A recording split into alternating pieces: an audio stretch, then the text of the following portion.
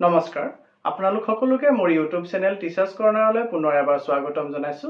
আজি এটি খুবেই গুৰুত্বপূৰ্ণ ভিডিঅ লৈ আপোনালোকৰ মাজলৈ আহিছো। কাইণ্ডলি ভিডিঅটি শেষলৈকে চাব, চাই ভাল পালে লাইক এণ্ড শ্বেয়াৰ কৰিব আৰু চেনেলটি যদি এতিয়াও ছাবস্ক্ৰাইব কৰা নাই কাইণ্ডলি ছাবস্ক্ৰাইব কৰিব।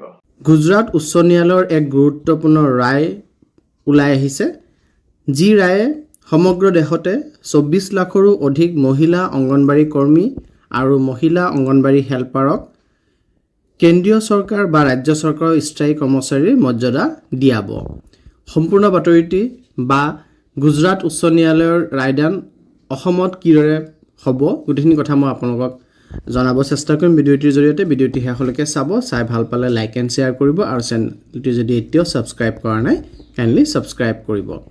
এটা উল্লেখ কৰিছে যে যিহেতু এই গুজৰাট উচ্চ ন্যায়ালয়ৰ এই নিৰ্দেশে 1 লাখৰ ওপৰ গুজৰাটৰ যি মহিলা অংগনবাড়ী কৰ্মী সহায়িকা আছে আৰু 24 লাখ যি সমগ্ৰ দেশতে মহিলা অংগনবাড়ী কৰ্মী বা হেল্পাৰ আছে তেওঁলোকক চেণ্ট্ৰেল গভৰ্ণমেণ্ট বা ষ্টেট গভৰ্ণমেণ্টৰ যি পাৰ্মানেণ্ট এমপ্লয়ে যি চিভিল পোষ্ট লাভ কৰে সেই একেধৰণে তেওঁলোকক এবজৰ্ব কৰি ল'ব লাগে, অৰ্থাৎ গ্ৰহণ কৰি ল'ব লাগে বুলি নিৰ্দেশনাটিত উল্লেখ কৰিছে গুজৰাট হাইকোৰ্টে। গুজৰাট উচ্চ ন্যায়ালয়ে তেখেতৰ অৰ্ডাৰত এইটো কথা স্পষ্টকৈ উল্লেখ কৰিছে যে অংগনবাড়ী কৰ্মী আৰু সহায়িকাসকলক ডিছক্ৰিমিনেশ্যন কৰি থকা হৈছে, শোষণ কৰি থকা হৈছে। তেওঁলোকে যি গধুৰ দায়িত্ব আৰু কৰ্তব্য অংগনবাড়ী ৱৰ্কাৰ বা অংগনবাড়ী হেল্পাৰ হিচাপে কৰি আছে তাৰ সলনি তাৰ পৰিৱৰ্তে তেওঁলোকে যি দৰমহা বা মাননি পাই আছে সেয়া তেওঁলোকক শোষণ কৰি আছে ৰাজ্য চৰকাৰ বা কেন্দ্ৰ চৰকাৰে। গতিকে এই অংগনবাড়ীসকলৰ যি কামৰ হেঁচা, পেৰামেডিকেল হওক, কাউন্সিলাৰ হিচাপে হওক, কোঅৰ্ডিনেটৰ হিচাপে হওক, পাব্লিক ৰিলেশ্যন মেনেজাৰ হিচাপে হওক, event manager, clerk, pre school teacher আৰু বহুতো ৱৰ্কলোড তেওঁলোকৰ ওপৰত দিছে। সেই তাৰ তুলনাত তেওঁলোকে যি পে'মেণ্ট পাই আছে সেইটো বহুত বেছি কম পৰিমাণে পাই আছে বুলি তেওঁলোকৰ জাজমেণ্টত উল্লেখ কৰে। আৰু এওঁলোক অংগনবাড়ী কৰ্মীসকলে 9 বজাৰ পৰা 3:45 তেওঁলোকে অংগনবাড়ীত এটেণ্ড কৰিব লাগে, সেই কথাটো আদেশটোত উল্লেখ কৰিছে। আৰু যিহেতু চৰকাৰে ICDSৰ নিচিনা প্ৰগ্ৰাম চলাই পেলাই গৌৰৱ অনুভৱ কৰি আছে, কিন্তু তাৰ সলনি যিসকলে এই ICDS চলাই আছে অৰ্থাৎ অংগনবাড়ী ৱৰ্কাৰ আৰু অংগনবাড়ী হেল্পাৰৰ লগত চৰকাৰৰ এটা মাষ্টাৰ আৰু ছাৰ্ভেণ্টৰ নিচিনাকৈহে চলাই আছে চৰকাৰে তেওঁলোকৰ ৰিলেশ্যনশ্বিপটো। তেওঁলোকক গভৰ্ণমেণ্ট এমপ্লয়ী হিচাপে গণ্য কৰি থকা হোৱা নাই।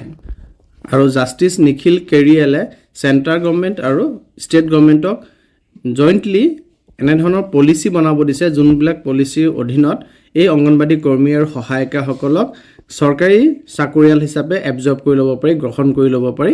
আৰু তাৰ পিছত যিখিনি কনচিকুৱেঞ্চিয়েল বেনিফিট তেওঁলোকে পাব লাগে ৰেগুলাৰাইজেশ্যনৰ, সেইখিনি যাতে ICDS প্ৰগ্ৰামৰ আণ্ডাৰত, যোনটো এটা চেণ্ট্ৰেল স্পনচৰ স্কিম হয়, তাৰ আণ্ডাৰত যাতে তেওঁলোকে সেই বেনিফিটখিনি পায় তাৰ কাৰণে ব্যৱস্থা ল'ব লাগে বুলি উল্লেখ কৰিছে। ইয়াৰ লগতে মিনিমাম পে' স্কেলৰ কথাও কৈছে হাইকোৰ্টে। মিনিমাম পে' স্কেল ক্লাছ 3 বা ক্লাছ 4 পষ্টত যোনটো মিনিমাম পে' স্কেল দিয়ে সেই পে' স্কেল দিব লাগে।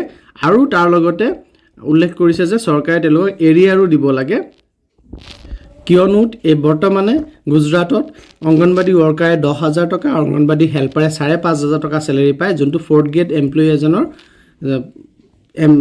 দৰমহাতকৈ বহু গুণে কম দৰমহা তেওঁলোকে পাই আছে। আৰু গভৰ্ণমেণ্টক, চেণ্ট্ৰেল বা ষ্টেট গভৰ্ণমেণ্টক যি পলিচি বনাব দিছে সেই পলিচি ফৰ্ম কৰিবৰ কাৰণে হাইকোৰ্টে 6 মাহৰ সময় দিছে। 6 মাহৰ ভিতৰত তেওঁলোকে এই পলিচি তৈয়াৰ কৰিব লাগিব, কিদৰে এই অংগনবাড়ী ৱৰ্কাৰ বা হেল্পাৰসকলক আমাৰ 3rd গ্ৰেড বা 4th গ্ৰেডৰ এমপ্লয়ীয়ে যি মিনিমাম পে' স্কেল পায়, দৰমহা পায়, সেই দৰমহা তেওঁলোকক এবজৰ্ব কৰি ল'ব পাৰিব চৰকাৰী কৰ্মচাৰী হিচাপে। আৰু যেতিয়ালৈকে চৰকাৰে সেই পলিচি তৈয়াৰ নকৰে তেতিয়ালৈকে যিসকল পিটিশ্যনাৰ্ছ অৰ্থাৎ যিসকলে গোচৰ তৰিছিলে সেইসকলেহে সমগ্ৰ দেশৰ বা সমগ্ৰ ৰাজ্যৰ অংগনবাড়ী কৰ্মী নহয়, যিসকলে গোচৰ তৰিছিলে সেই পিটিশ্যনাৰ্ছসকলে পে' স্কেল ক্লাছ 3 বা ক্লাছ 4 পষ্টৰ মিনিমাম যি পে' পাব লাগে সেই পে' পোৱাৰ যোগ্য বুলি এই নিৰ্দেশনাটিত উল্লেখ কৰিছে। চৰকাৰে কোৰ্টত জনাইছিল যে যদিহে এইসকল মহিলাক ৰেগুলাৰাইজ কৰা হয় আৰু ফুল টাইম এমপ্লয়ি হিচাপে গ্ৰহণ কৰা হয় তেতিয়াহ'লে তেওঁলোকৰ দৰমহা বিলৰ কাৰণে চৰকাৰৰ যি বাজেটত বহুত ডাঙৰ এফেক্ট হ'ব, বহুত টকা বাজেটত আহিব। যিয়ে নহওক তাৰ পাছতো আমাৰ মাননীয় গুজৰাট হাইকোৰ্টে এই নিৰ্দেশনা দিয়ে আৰু এই নিৰ্দেশনাক যি এক্টিভিষ্টবিলাক আছে যিসকলে অংগনবাড়ী কৰ্মী সহায়িকাসকলক সহায় কৰি আছে তেওঁলোকে ৱেলকাম জনায় যে এইটো এটা বহুত দীঘলীয়া পেণ্ডিং ডিমাণ্ড আছিলে আৰু কোৰ্টৰ ডিচিশ্যনটো বহুত ভাল ডিচিশ্যন, কিন্তু আমি এতিয়াও সেইসকল এক্টিভিষ্টছ এই ভয়ত আছে যে গভৰ্ণমেণ্টে কোৰ্টৰ এই নিৰ্দেশ ইমপ্লিমেণ্ট কৰে নে নকৰে। এই ক্ষেত্ৰত আমি চৰকাৰক হেঁচা প্ৰয়োগ কৰি চৰকাৰক বাধ্য কৰাব লাগিব। এতিয়া আহোঁ আমাৰ অসমত ইয়াৰ প্ৰভাৱ কিদৰে পৰিব। অসম যদি চেণ্ট্ৰেল গভৰ্ণমেণ্টে যিহেতু চেণ্ট্ৰেল গভৰ্ণমেণ্ট আৰু ষ্টেট গভৰ্ণমেণ্টক মিলি পেলাই পলিচি বনাব দিছে, যদি চেণ্ট্ৰেল গভৰ্ণমেণ্টে তেনেধৰণৰ পলিচি বনাই এবজৰ্ব কৰি লোৱাৰ ক্ষেত্ৰত গ্ৰেড 4 এমপ্লয়িৰ যি মিনিমাম পে স্কেল আছে তাৰ ওপৰত বা তেনেধৰণৰ কিদৰে এওঁলোকক সন্তুষ্ট কৰিব পাৰি সেই ধৰণৰ যদি কিবা পলিচি বনায় তেন্তে ডাইৰেক্টলি আমাৰ অসমৰ অংগনবাড়ী কৰ্মী সহায়িকাসকলো সেই বেনিফিট পাব।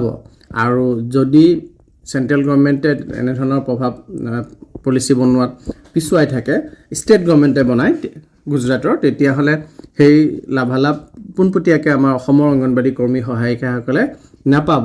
কিন্তু গুজৰাট হাইকোৰ্টৰ এই যি জাজমেণ্ট, এই জাজমেণ্টক ৰেফাৰেঞ্চ হিচাপে লৈ পেলাই আমি যদি যুঁজ কৰোঁ, আমি যদি আমাৰ গুৱাহাটী হাইকোৰ্টলৈ যাওঁ বা চৰকাৰৰ ওচৰত আবেদন নিবেদন কৰোঁ তেন্তে নিশ্চয় সেয়া ফলপ্ৰসূ হৈ উঠিব। ধন্যবাদ।